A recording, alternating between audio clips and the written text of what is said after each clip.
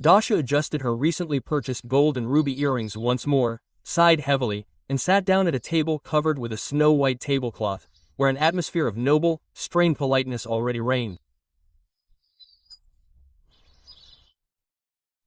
The banquet they'd booked at the old estate restaurant resembled more a reception hosted by the Minister of Culture than a family dinner. Everyone present was dressed in shades of gray and beige. Her mother-in-law, Avdoya Dmitrievna, held herself like a retired general's wife invited to receive a medal for exceptional fastidiousness.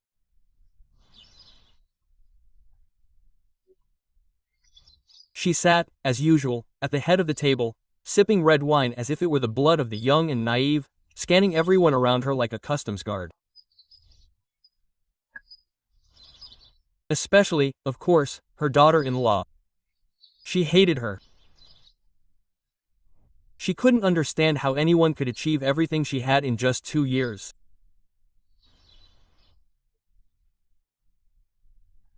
Just recently, Dasha was a simple manager, and now, lo and behold, she's the director of a company, a major shareholder, and she has so much money that dinner at the most expensive restaurant in town is like buying a pack of napkins. Avdotia Dmitrievna envied her daughter-in-law and hated her.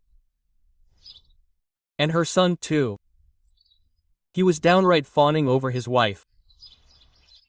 Dashenka this, Dashenka that. You are my beloved, quote.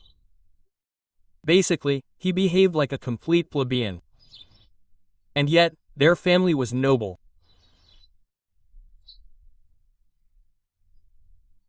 One of their ancestors, Afanasy Glebovich Sinitsyn, owned an estate in several hundred serfs in the mid-10th century, and was even an actual state councillor and a nobleman.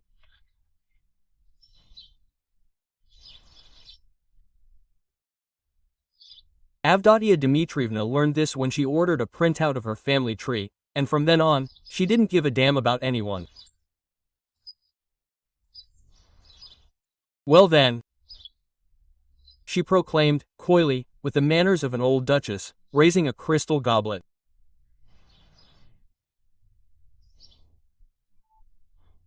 Let us drink, my dears, to my beloved son finally finding a woman worthy of our circle. There was a pause. The silence was death. Even the waiter in the corner froze, peering closely at the meat sauce, as if afraid to ruin the moment. And then Dasha carefully put her napkin aside, rose from the table without uttering a word, and headed for the exit. Without a scene, without breaking any glasses, she simply stood up and left. And no one even called out to her. Only the courtier Elena croaked something under her breath along the lines of, "I told you she wouldn't last long." Outside, Dasha took a deep breath of the cool evening air. The sky was clear, her head was silent. No pain, no anger, only clarity. The next morning, Avdotia Dmitrievna woke to the doorbell. A courier brought her a letter from the bank. She opened it with the same expression she usually wore when trying celery salads, completely certain there would be something nasty inside. After reading the first 3 lines, she sank exhausted onto the sofa. She felt sick. Even her favorite cashmere blanket couldn't stop the chills. Notification. Dear Daria Ivanovna Sinitsina, due to your official cancellation of the mortgage agreement, the apartment at such and such address will be repossessed by the bank and subject to sale.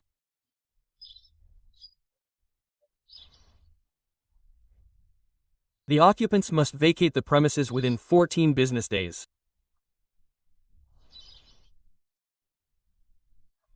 Avdotia Dmitrievna reread the letter again, and then almost ate it in fear. 40 minutes later, the bailiffs arrived. A young man with a badge and a folder in his hands caught her trying to hide the Uzbek tea set her daughter-in-law had given her for her birthday in the sofa. "Excuse me, we're here about a foreclosure case." A white BMW X5 is parked in front of the house. "So what?" Avdotya Dmitrievna straightened up. "It's my son's car." "What does this have to do with me?" "The car is on credit." The creditor is Darya Ivanovna Sinitsina, and she has filed a notice of non-payment. The car is subject to repossession. 10 minutes later, the luxurious white SUV slowly drove away from the parking lot, its engine purring maliciously, leaving behind only footprints on the dusty tiles and the smell of shame. Avdotya Dmitrievna nearly broke a fingernail, dialing Dasha's number in utter agitation. Dasha answered almost immediately, as if she'd been expecting the call. "What are you doing, upstart?" her mother-in-law screamed. "You're driving us all into the cloister. Apartment, car, loans. Are you crazy?" Quote. Dasha, she smiled, crossed her legs, and took a sip of coffee. "I'm just bringing everything back to normal." "What other circles are you imagining? What are you talking about?" "But you yourself said at dinner that I'm not part of your circle. So I'm leaving it, along with everything I ever brought into it. My apartment, my car loan, the renovations, the appliances, even the coffee maker in your kitchen, it's all mine. And now all you're left with is emptiness. Let your son, just like before the wedding, run around bare-assed and looking for a decent woman. Somewhere out there, far from me, near the trash bins. Your circle will be simpler there, after all. That's where he'll find himself a noble woman. And as for us peasants, we'll somehow be on our own from now on. So enjoy yourselves." "Darya, how dare you treat us like that? We accepted you into the family, we gave you a surname." "Ladies, you accepted me," Dasha interrupted.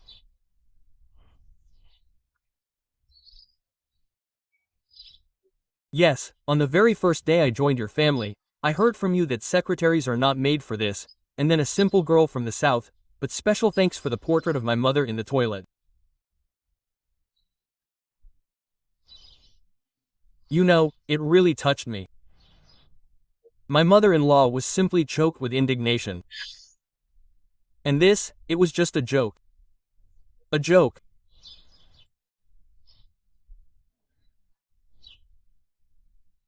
A joke is when everyone laughs, but you simply humiliated me for years, and I kept quiet, let it all slide, tried for you, helped, but now you will get exactly what you deserve.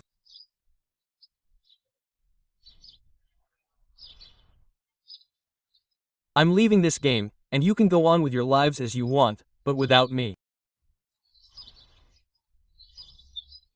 I'm going to block your phone and your son's right now. And forget that I ever existed. Wait, stop, don't hang up, shouted Avdotya Dmitrievna. But now she heard only short beeps. That same day, Avdotya Dmitrievna's son Pavlik stood in the hallway, his bass voice and confusion. He held a bag of things handed to him by his wealthy wife's bodyguard.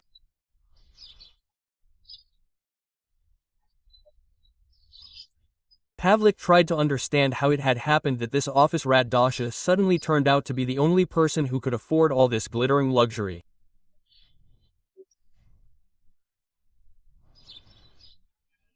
"Mom, what should I do now?" he asked stupidly. "What should I do? What should I do? Get married again, Pavlusha? Quote. Avdu Dmitrievna answered firmly. Marry a decent girl from a good family, whose grandmother, well, at least read Chekhov in her lifetime.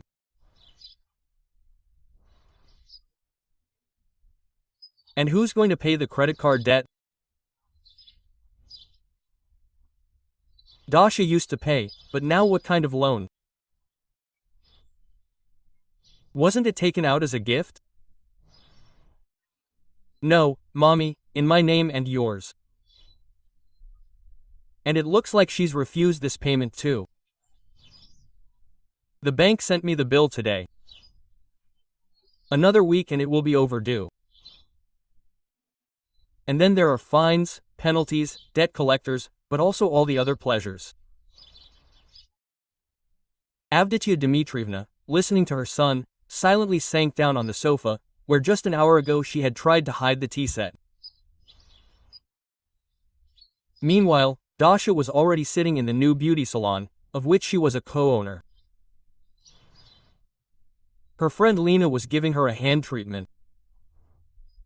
The sun was shining through the window, and her soul was so light and free. Quote, Dasha, are you sure you won't feel sorry for them? Lena asked. No, my friend, you can feel sorry for someone who suffers undeservedly. But they buried themselves. I was like a free bank add-on to luxury for them. So far, they've gotten away with it. And now let them find someone worthy. The main thing is that this dignity doesn't come with loans. And Pavlik himself, he seemed like a normal guy. Normal, until he became Mom's zombie. As soon as I started earning a decent income, he immediately started listening to her more than to me. And then it all went smoothly. You owe it and that's it. Mom said so. Why are you planning on going on vacation? Mom has high blood pressure. But now it's all over. I'm a free, secure woman, and I'm actively searching for a man of my own class, free from my mother, loans, and cheap show-offs. I hope such men can still be found.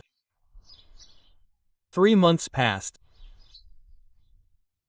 Pavlik was back living in the old apartment with his mother, without a car, without a coffee maker, and with only a bath mat left over from his previous life. His mother had discreetly slipped that mat into her bag among her things when they moved out of their luxuriously renovated 3-room apartment. Avdotya Dmitrievna now thought more and more often of the simple girl from the south, whispering under her breath. But she had a sense of taste, a beautiful manicure, and character. And most importantly, the money, oh, we lost it, it flew away. It's all your fault, Pashka. You should have loved her better. They'd be feeding her cockroaches now. She still couldn't admit to herself that her excessive arrogance and foul tongue were to blame.